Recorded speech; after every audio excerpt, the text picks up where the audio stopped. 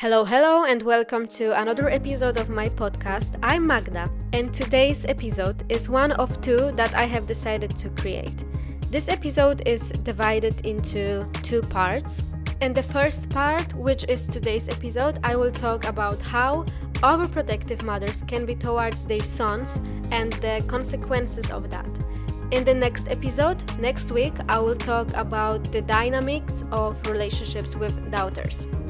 Both episodes might make you feel uncomfortable, so I encourage you to take your time to process this information just like I had to. You are not alone.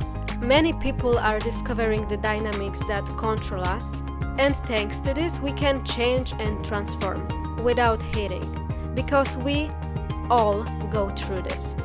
I prepared for this episode with my mom.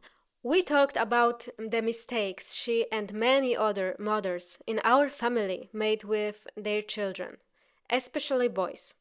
But thanks to tools, mindfulness, and a willingness to work on herself, she took steps to change these dynamics. So thank you, Mom, for your awareness and for actively changing these patterns.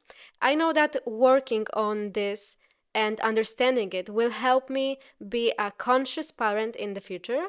So which will be the best gift, I think so.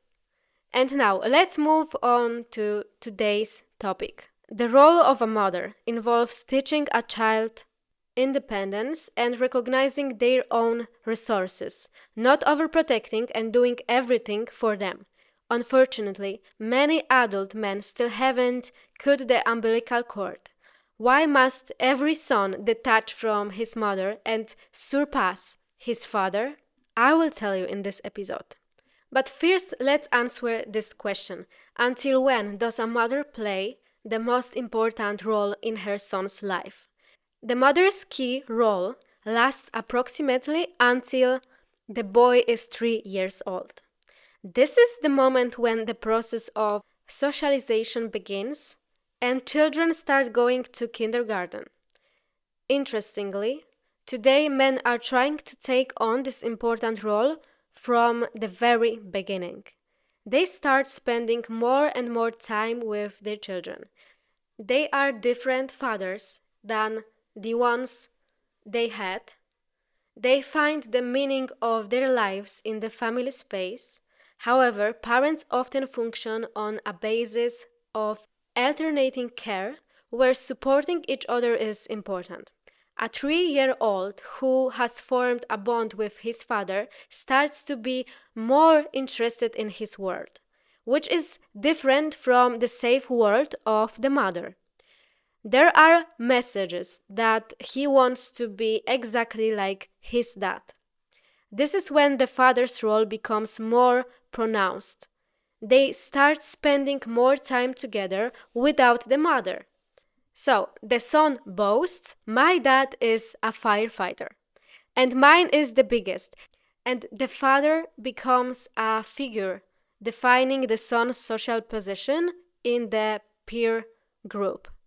Thanks to this, the boy slowly learns that it is possible and safe to function without the service from a woman. He starts exploring his own resources. From the perspective of a boy's development, male outgoings become very important. In short, the father comes to the son from the world and takes him from the mother to the world. He plays a very, very important role until the boy's adolescence. Then the son builds his own sexual and personal identity and negates everything he received from his father. It is available for other men, mentors, to appear in his life at this time who will broaden his perspective and prepare him to enter the world of deeper relationships with women. Okay, what if an overprotective mother doesn't want to let go of her son? Let me be clear. If an overprotective mother doesn't let go of her son and the umbilical cord isn't cut, that man will have a huge problem with autonomy in his life and will become another adult son, dependent on his mother. It's a necessary condition for building his independence. Okay, but what if the relationship is full of love? A growing son might think, what's the problem? I love my mother, I don't want to destroy this.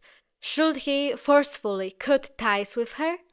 Well, cutting ties with the mother isn't about destroying the relationship with her.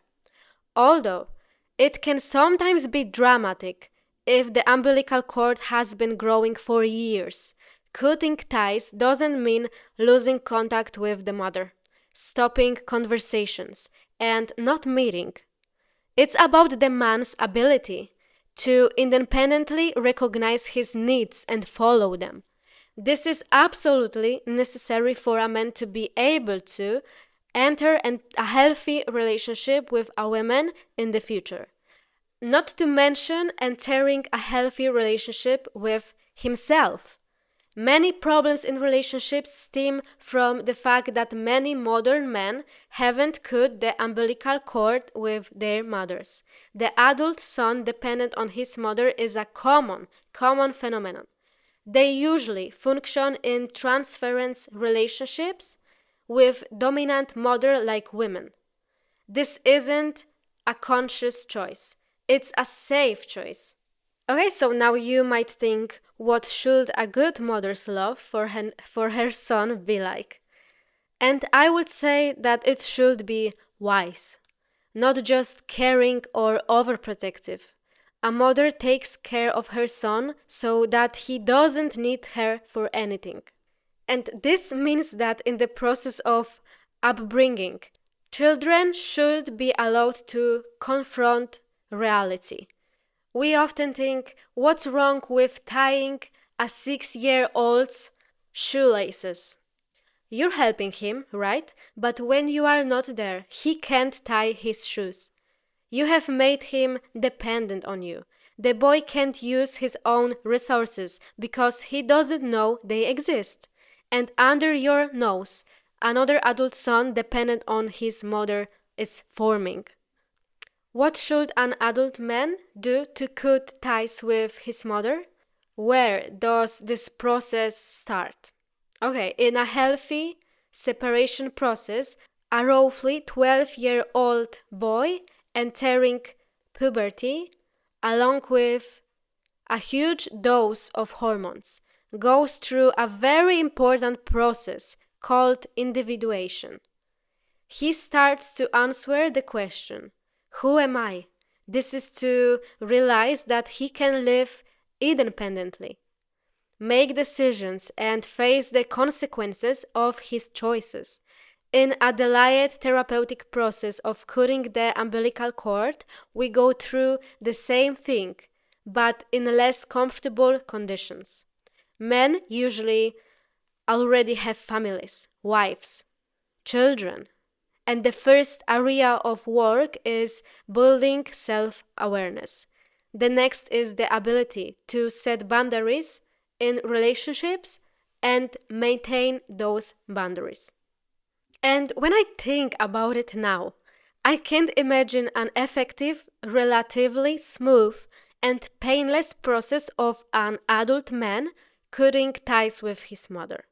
Because if an adult son is dependent on his mother and suddenly wants to cut ties, it's like breaking a bone. The pain is immense. This process requires a third person, usually the father. A man who slowly guides the son away from the mother and prevents the development of a toxic mother-adult son relationship. Healthy separation takes years. In practice, it looks like this: when you have a 1.5-year-old son and you go for a walk, he clings to your skirt. He watches to make sure you are within sight. When he's 2 or 3 years old, on the same walk, he runs off without looking back. This is the beginning of the slow process of separating from the mother. When a man is already an adult, The third person who helps him cut ties with his mother is often the partner, but it can't be any woman, because then the partner will stay in the same role, an alternative, overprotective mother. It's repeating the same relational pattern, and just with a different name. The man has to do it himself. It's about learning to live without women so that later, he can be with them. For one, it might take 6 months, for another, 10 years. And to speed up the process of a partner cutting ties with his mother, women very often say, choose your mother or me. And the truth is, if a man wants to start a family, he should place his partner at the top of the hierarchy. His mother needs to step down from the first place. Ideally, she will do this herself, which would be great and mean that she hasn't tied her son to herself and there is no toxic mother-adult son relationship. However, if the overprotective mother still holds him on the umbilical cord, the man needs to do a lot of work. The question is whether he has the motivation to do it. A partner who says choose is somewhat right, but it's like telling the weather to suddenly stop raining and become sunny.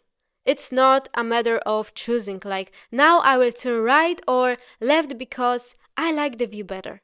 It's a deep emotional entanglement with often completely unconscious motives.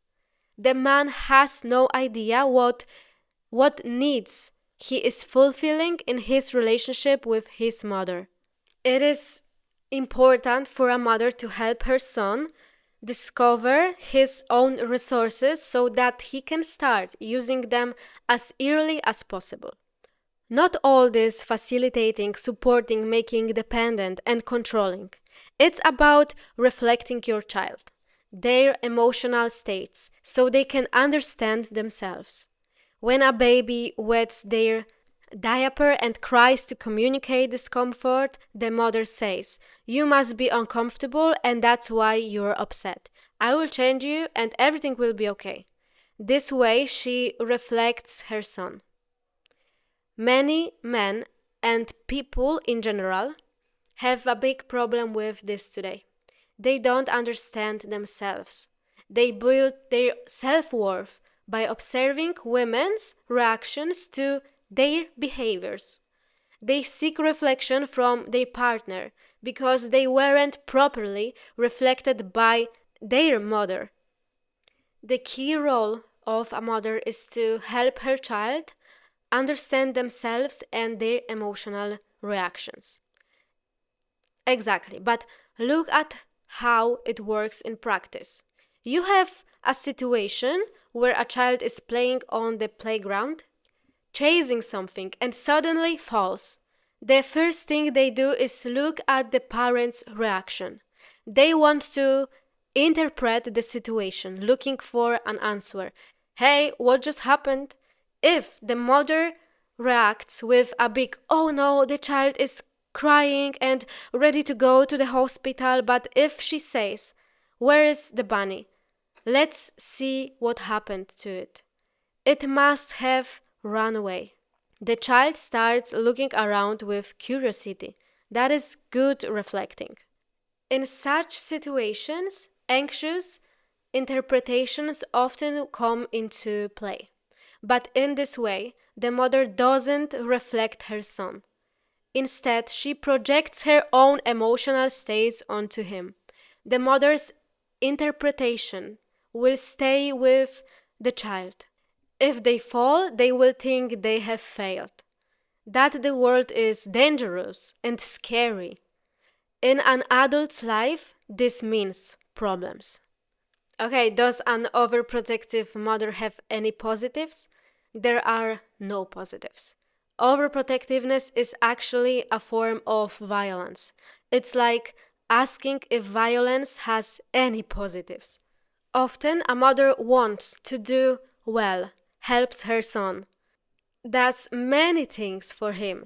But the truth is that intentions don't matter here. Later, it doesn't benefit him. An overprotective mother wants to do well, but for whom? In reality, not for the child.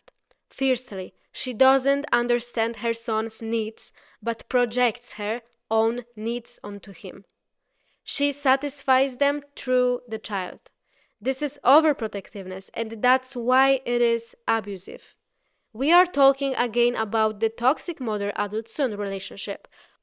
Okay, now what underlies overprotectiveness in a mother son relationship? Unresolved emotions of the mother. She doesn't know what emotions trigger this process in her. The simplest and the most common example: a 2-year-old is having breakfast, and his overprotective mother is feeding him. She takes a spoon and tells him stories just to make him open his mouth. Of course, the child doesn't want to do it because he healthily resists dependency. He wants to eat by himself. The overprotective mother gets angry and says, "I'm feeding you and look how you are behaving." She complains about how unhappy she is. She takes such good care of her child, and he's being naughty. But what is this overprotective mother really doing? What is she thinking?